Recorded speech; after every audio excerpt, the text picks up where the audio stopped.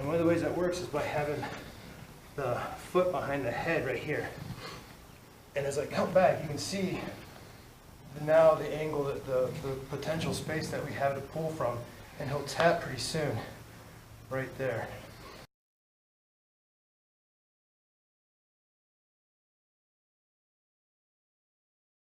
Okay, so I'm Derek Darling here with Sean Doherty. Basically, we're going to be coming through and just walking through a common situation and then seeing where it leads in terms of submissions in other positions.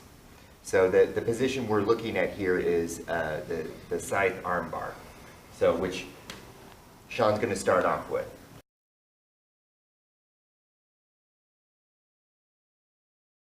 Okay, we'll go ahead and just start with flat back, as with any drill. The normal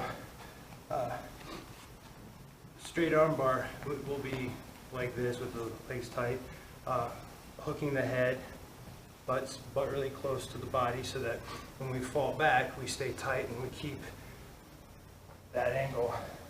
You see, even though it's up, there's still space, or a little small space for me to work with. So I want to change the angle of that.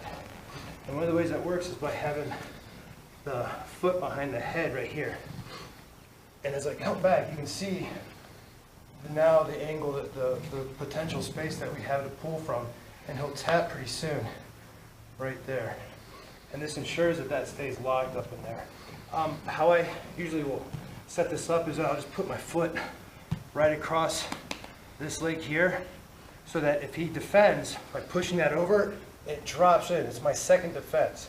So I can think about just keeping this here and still get the arm bar if I want to, but if he pushes it off, it falls right into place. And now I have it from here. Nice thing about it is that he tries to, it looks like he can come up, but what I'm doing is I'm blocking with a pin on his shoulder, and my knee blocks his chest. And I stay more off to my side. He's even being flat down. I add a choke. I can roll over, bring the head back, and still, again, I have all this room. I can stay with it. If he kicks over, he tries to come walking over into me, I can keep it, and I can get my own submission and transfer it right into a leg lock. So it leaves it mobile. Some of the other fun parts about the scythe is that I can sit up with it and have a lock on the shoulder. If I turn towards the head, it creates a shoulder lock here, there. I can bring in a choke with the shin, neck crank, any way I want. Also, straight arm bar, Udagrame. And then this right here can also be a choke, just by clamping the legs. The choke happens between the shin and here, pulled in. I'm doing the hook and pushing out on my foot. So I'm doing like a scissor type action on the head. It creates it pretty well. Now, this can also be done from here. Now, this happens a lot. I actually figured this out when someone was passing me around the side. I simply went right here. I held on and I kept my knee in between me and my opponent.